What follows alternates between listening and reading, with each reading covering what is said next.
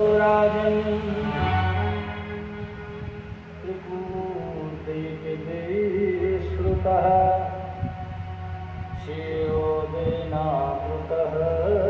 श्रीमान् योजनायुतमुश्रितः। आशीष माने था, गिरिवरो माने एक पर्वत था। क्या नाम था? बोले त्रिकूट पर्वत। आशीत गिरिवरो राजन, हे राजन एक पर्वत था, उस पर्वत का नाम त्रिकूट पर्वत था। क्षीर सागर से घिरा हुआ था।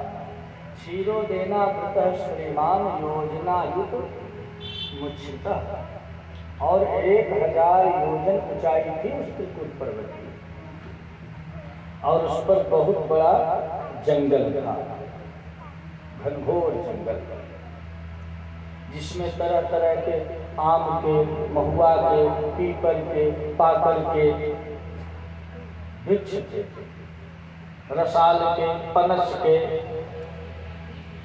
तरह तरह के वृक्ष थे।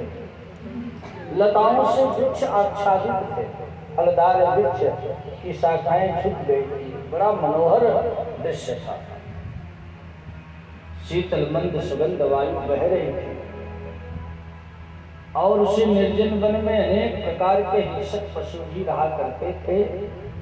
सिंह है, व्याघ्र है, अनेक तरह के हिंसक पशु। तो त्रिकूट नाम का पर्वत था। पर्वत के ऊपर में एक जंगल था, जंगल के मध्य में एक सरोवर था। उस सरोवर में बड़ा सुंदर जल भरा हुआ था, और उस सरोवर में 4 घाट बने हुए थे, और उन्हीं 4 घाटों पर देव, यक्ष, गंधर्व और किन्नर ये चारों जातियां आकर के स्नान किया करती थी, विहार किया करती थी। जैसे मनुष्यों में 4 जातियां, ब्राह्मण, क्षत्रिय, वैश्य, शूद्र, वैसे देवताओं में भी 4 जातियां, देव, यक्ष, गंधर्व, किन्नर। और इन जातियों को बनाया किसने? भगवान ने।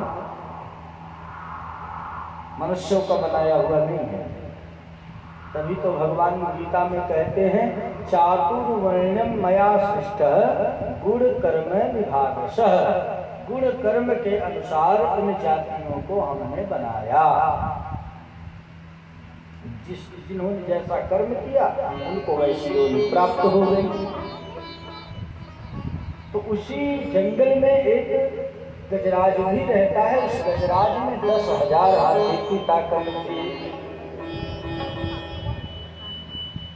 10,000 हाथी की ताकत थी गजराज को। अच्छा, गजराज को प्यास लगी एक बार। तो वो जो सरोवर है, उस सरोवर में जो जल भरा है, और उस जल में तरह तरह के वृक्ष, तरह तरह के पुष्प खिले हुए हैं।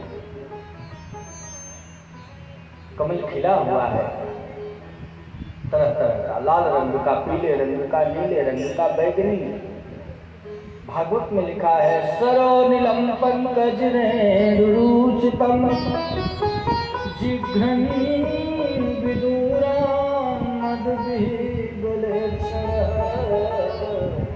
पृथः स्वयूथेन निषादितेन ततः सरोनीलम पंकजरेण रूषितम। पंकजरेण रूषितम, इसका हिंदी में अनुवाद करें तो जैसे पंकज कहते हैं कमल को, रेणु कहते हैं पराग को। पंकज का जो पराग है, क्योंकि उसी सरोवर में कच्छ मच्छ भी निवास करते हैं, और कच्छ मच्छ के चलने से जब उनका शरीर जो है उनका, इसमें जो कमल नाल है उसमें जब स्पर्श कर जाता, हिल जाता, तो कमल का जो खिला हुआ है वो कमल का पराग टूट कर जल पर बिखर जाता। तो पंकज रूषितम, मन पंकज के पराग से वो जल आरूषितम, आच्छादित हो गया था।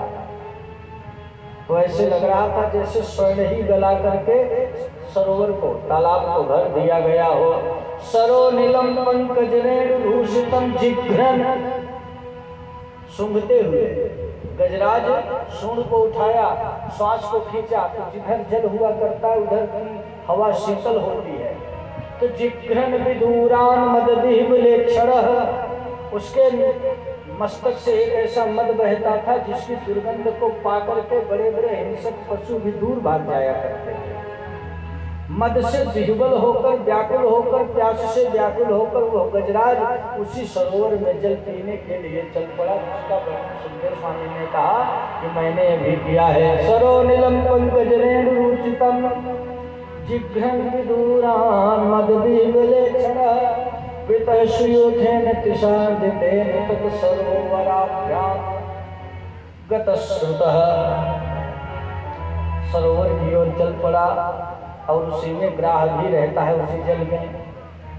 संतों ने कहा कि गजराज को प्यास लगी जब ही तब नीर सरोवर पीवन धायो। गजराज ने पैर धरो जल में तब ग्राह ने आकर पाँव दबायो। गजराज ने जोर अटूट कियो तब युद्ध में ग्राह से पार न पायो। आरत हो के गोविंद पुकारे तहाँ हरियाय के फंद छुड़ायो। गजराज को जब प्यास लगी तो जल पीने के लिए उसी सरोवर में पहुंच गया, जल पीने लगा। तभी ध्यान से सुने, जब तक जल पीता रहा तब तक ग्राह ने उसे नहीं पकड़ा। जब जल पी चुका और जल में किलोल करने लगा, जल में खेल करने लगा, तब ग्राह ने पकड़ा। इसका अर्थ यह है कि आपको परमात्मा ने संपत्ति दी है, तो उस संपत्ति का आप सेवन तो करें, पर पूरी सहजता के साथ, सजगता के साथ उसका उपभोग न करें, नहीं तो वही भोग उपभोग में परिवर्तित होकर के फिर आपके लिए रोग उत्पन्न कर देता है, अभिमान उत्पन्न कर देता है। देखो, मिठाई खाना अच्छी बात है, लेकिन उतना ही खाओ ना जितने से काम चल जाए। अब रोज पौवा भर जलेबी खाओगे तो रोगी बनोगे कि नहीं, बोलो। हर चीज का एक नियम है। औषधि रोग को दूर करती है, लेकिन औषधि को ही आप नियमित सेवन करते रहिए, उसी से पेट भर लीजिए, उसी को खूब खाइए कि चलो चार टाइम खाना है, एक ही टाइम खा लें 4 खुराक को, तो वही औषधि आपके लिए बन जाया करती है। ये जल क्या है? बोले जल विषय है।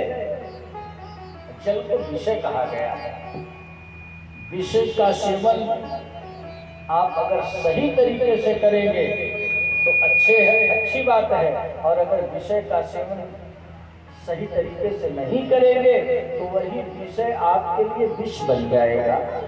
जल पीता रहा तब तक ग्राह ने नहीं पकड़ा। अब जल में किलोल करने लगा, जल में खेल करने लगा।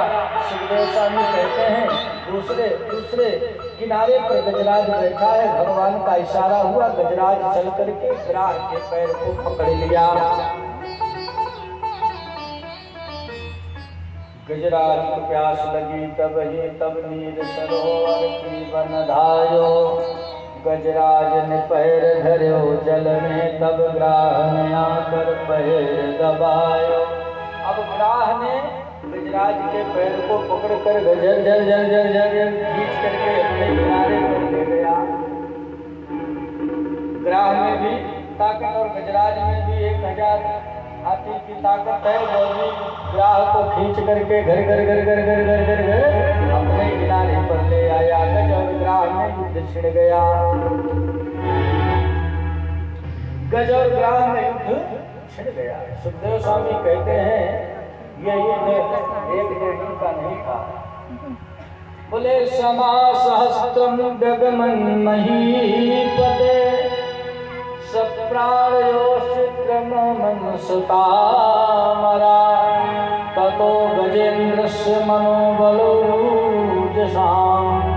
कालेन देहेण महान् भूतव्ययः क्षमा सहस्त्रम गगमन महीपते। क्षमा माने 10, सहस्त्र माने 1000, गगमन माने व्यतीत हो गए, 1000 वर्ष बीत गए। गज और ग्राह का युद्ध कब तक चला? 1000। जोर से बोलो। 1000 वर्ष बीत गए, 1000 वर्ष तक चलता रहा। न तो गजराज थक रहा है न ग्राह थक रहा है, लेकिन धीरे धीरे सुखदेव स्वामी ने कहा कि परीक्षित गजराज की शक्ति कमजोर होने लगी, क्योंकि ग्राह जल में रहने वाला जंतु है, जल में रहने वाला जंतु है, तो गजराज की शक्ति कमजोर होने लगी। अब उसका शरीर डूबने लगा। जब शरीर डूबने लगा तो अपने कुटुंब परिवार की ओर देखने लगा कि कोई मेरे सहायक बनेंगे। सुखदेव स्वामी कहते हैं विपत्ति के पड़ने पर